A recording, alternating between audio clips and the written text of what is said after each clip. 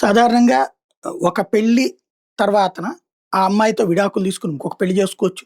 ఆ అమ్మాయికి విడాకులు తీసుకొని ఇంకొక పెళ్లి చేసుకోవచ్చు. లేదా అమ్మాయి అయినా ఒక అబ్బాయితో విడాకులు తీసుకొని ఇంకో పెళ్లి చేసుకోవచ్చు. ఆ అబ్బాయితో విడాకులు తీసుకొని ఇంకో పెళ్లి చేసుకోవచ్చు. విడాకులు తీసుకొని వేరే పెళ్లి చేసుకోవడం తప్పే లేదు. ఆ వివాహం సందర్భంలో భరణం లేకుండా చేసుకోవడమా ఇయన్నీ గూడా వాళ్ళ మధ్యనే ఉంటుంది. అయితే ఇప్పుడు బ్రిటన్‌కి అట్లాంటి చట్టం లేదు. ఏది అట్లా విడాకులు తీసుకొని పెళ్లి చేసుకునే చట్టం ఉంది. కానీ ఒకే మనిషికి 2 పెళ్ళిళ్ళు, 3 పెళ్ళిళ్ళు నిషేధం అక్కడ బ్రిటన్ చట్టాల ప్రకారం.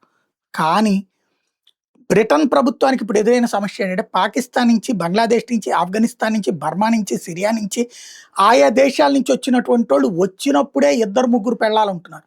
వాళ్ళకి బిడ్డలుంటున్నారు. ఇప్పుడు అది పెద్ద భారమై కూర్చుంది. వాళ్ళకి తగిన సదుపాయాలంటే చొరబాటుదారులుగా వచ్చి శరణార్థులుగా మారిన వాళ్ళకి ఎంతమంది భార్యలుంటే అంతమందికి సదుపాయం కల్పించడంతో పాటు బైగామీని అంగీకరించడం. అంటే బహుభార్యత్వాన్ని అంగీకరించడం తప్పనిసరి చేస్తూ బ్రిటన్ ప్రభుత్వం లేబర్ పార్టీ ప్రభుత్వం తీసుకొచ్చినటువంటి చట్టం ఇప్పుడు చర్చనీయాంశం అవుతుంది. బ్రిటన్‌లో అక్రమమైనటువంటిది చొరబాటుదారుల విషయంలో ఎలా కరెక్టు, ఇతర దేశాల్లో బహుభార్యలను చేసుకుని అక్కడికొస్తే ఎలా కరెక్ట్ అన్నటువంటిది స్థానికులు నిలదీస్తున్నారు. ఏదైతే అక్కడ ఉన్నటువంటి ప్రభుత్వాన్ని.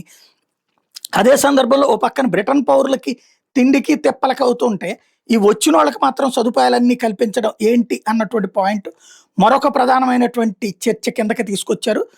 రెండో వైపున వచ్చేటప్పటికి రేచల్ ఈ విషయం మీద సమగ్ర నివేదికతో ప్రజల్లో చర్చకి పెట్టడం అన్నటువంటిది సంచలనం సృష్టిస్తోంది. టాక్స్ పేయర్స్ సొమ్మంతా కూడా ఇలా చేస్తున్నారు అంటూ.